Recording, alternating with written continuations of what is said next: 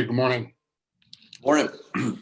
Just wanted to, you guys are going back on the road here. You guys have yet to get a win on the road. Obviously, don't have to tell you that. Do you use that as motivation with the guys? Do you plan to kind of prod them with that fact, or how do you go about that fact and where you're at? Well, they know. It's not like they don't know. Last time we played on the road versus Rutgers, we played well. It's such a different environment than it normally is. It's much more challenging in years past to win on the road than it is this year, due to the fact that they're not going to have 17,000 people screaming at you.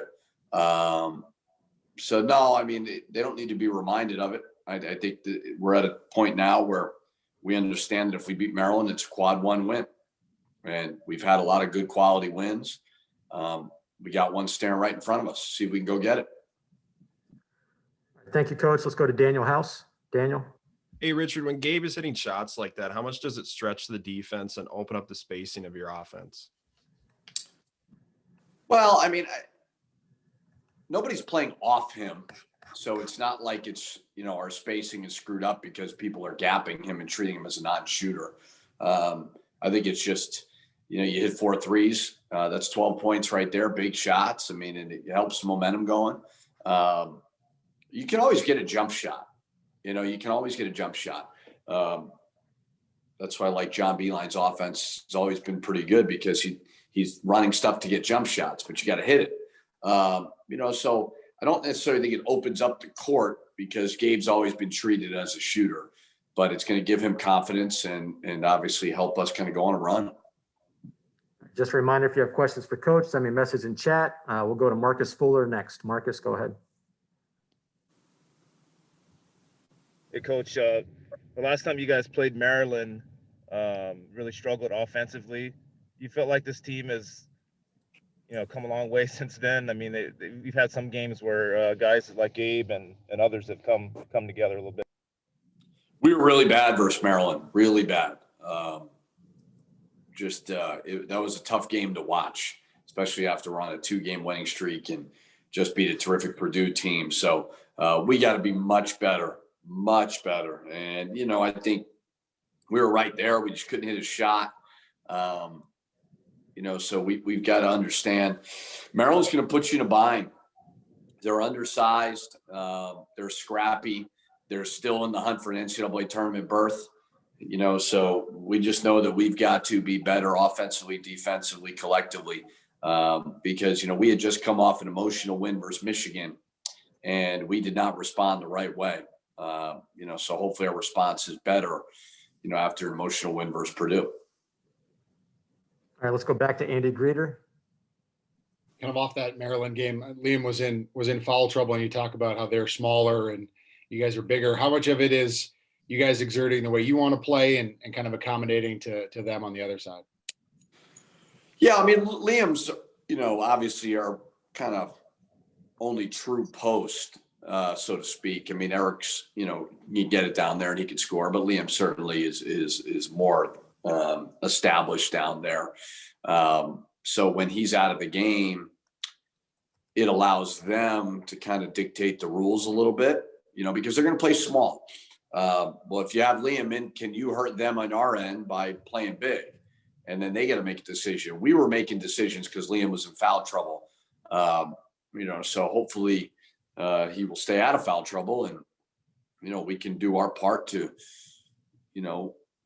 try to expose a little bit of them being undersized. They exposed us with them being undersized. We didn't hurt them with our size.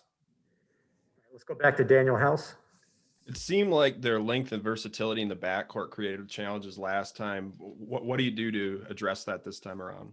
It did. No, it absolutely did. And I think we addressed it after we played them, and we've gotten better as a team collectively, instead of staring at Marcus dribbling all around, like read the defense, go make plays. We looked like a bunch of guys who didn't want to make plays. So I think we'll be better equipped to handle it second time around because I think we're better since that game. Mark, back to you. Coach, Liam in the second half there looked like he was banged up, obviously landed awkwardly, and You got guys like Brandon just playing through, things. I mean, where's this team right now, just, physically?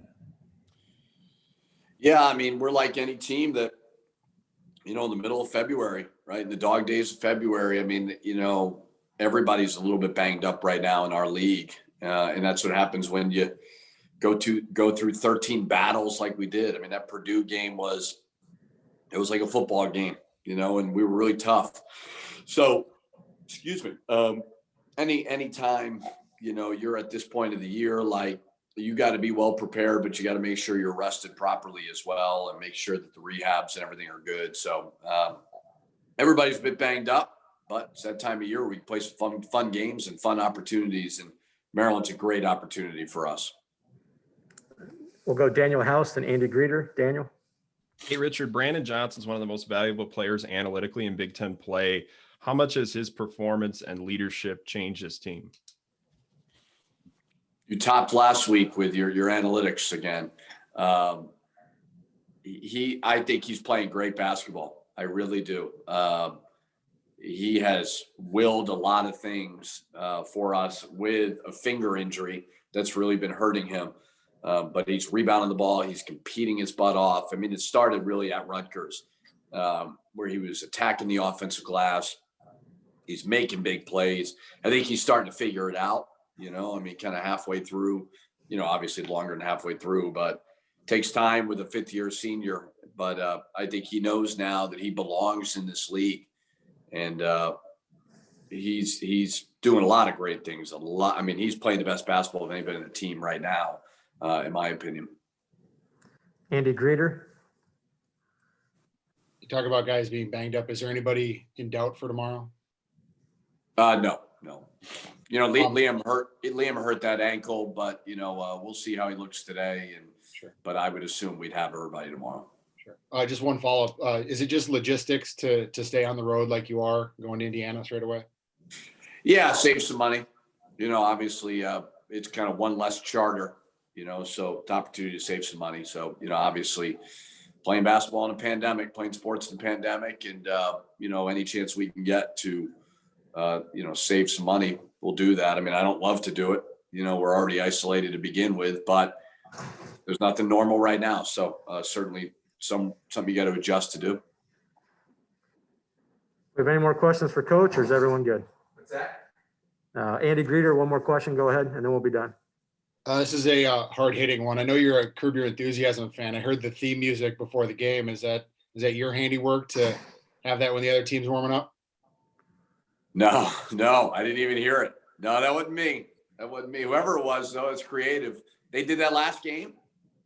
Yeah, it was when Purdue was warming up alone. Yep.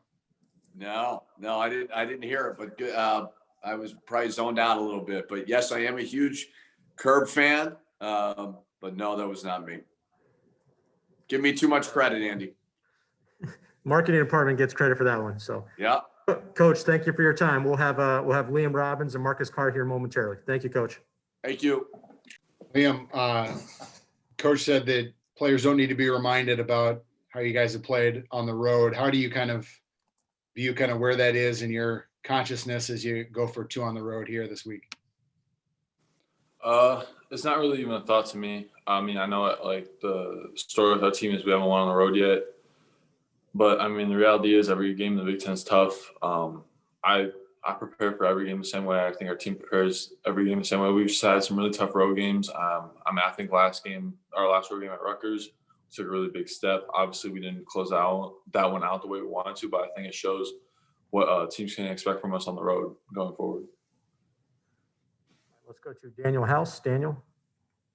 Liam, what did you take away from the last game against Maryland, and what can you do to improve this time around?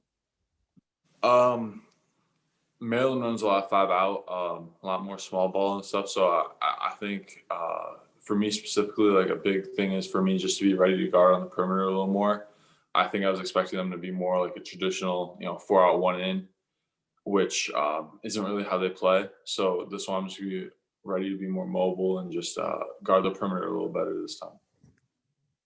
Back to Andy. Liam, this is obviously your first year here, but what have you learned about what Eric Curry's had to go through in his career, and kind of the perseverance that he's had to overcome. Yeah, I mean, Eric's a great guy, teammate, a great captain. Obviously, he's told me about his injuries, 2 ACL tears, his foot issues. I mean, I remember watching him his freshman year and stuff, and really talented player, still is a really talented player. But just for him, like to see how positive he is throughout all these injuries and just being all about the team, I think is something special that I don't think a lot of people would have, and that mental strength he has is really impressive, and it's just great to learn from. All right, let's go back to Daniel. Hey, Liam, Brandon Johnson has made a lot of the small plays in these games, super physical. What type of impact has he had as a leader and player on this team? He has a huge impact. I mean, I think a lot of people don't realize how much he does on the court. I mean, he's a fantastic defender. Obviously, like you can see how well he rebounds the ball, not just on the defensive end, but the offensive end. I bet he gets us an extra 6 or 7 possessions a game, which in the Big Ten is huge. So, I mean, he's doing what everyone knows he can do and what we expect of him. I mean, he was an all-conference player at Western Michigan, and he's really talented. And we're just lucky to have him. Let's go to Marcus Fuller. Yeah, just talk about how the mentality of this team, knowing that there's, could be 7 games left in the regular season here. You get Nebraska again, but obviously you need some wins here, and you got a good one versus Purdue, and you need, obviously some road wins. So what's the mentality of the team? Same as always, to win. Yeah, about it. Andy Greeter, go ahead. Eric says that he wants to be a coach in the next stage of life. What do you think will make him a good coach? There's a lot of good things that Eric Curry does that I think will make him a great coach. I mean, I don't think people understand how high his basketball IQ is.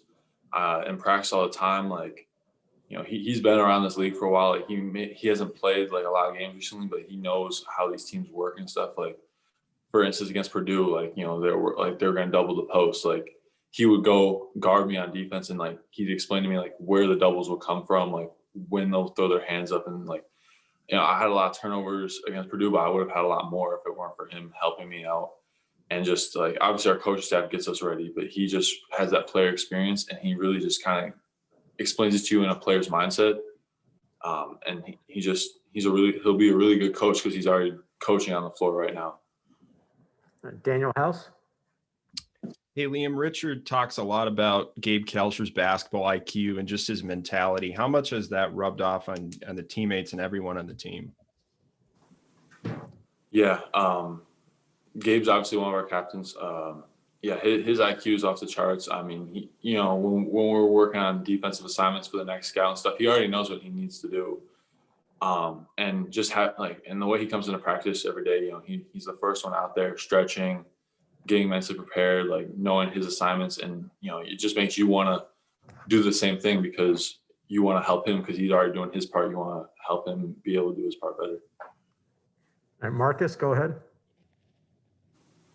I promise, Liam, I'm not trying to trick you into talking about the NCAA tournament, but, do you guys ever, look at, the brackets? I mean, last year you talked about watching, the Gophers in the NCAA tournament when you were, when they were, there with Eric and obviously your cousin. So it has to be in your mind a little bit. Yeah, I mean, I guess personally, I've never played or even really gotten close to playing in March Madness. I was on a conference championship team my freshman year, and we thought we were going to go play in the NCAA tournament. We had a really good team, and we ended up losing our starting center and our starting shooting guard to injuries in our second to last game of the conference tournament, and ended up playing in the CIT. So obviously you don't want to look too far ahead because it's 6-7 games, but that's a really long time, especially in basketball. So you just kind of trying to win every day and just like put yourself in the best position to make March Madness. But like, I'm not trying to look too far ahead because anything can happen. Any more questions for Liam? I don't see any more in chat. We'll give it about 3 seconds. All right, Liam, you're good. All right. Thank you. Thank you. Thanks.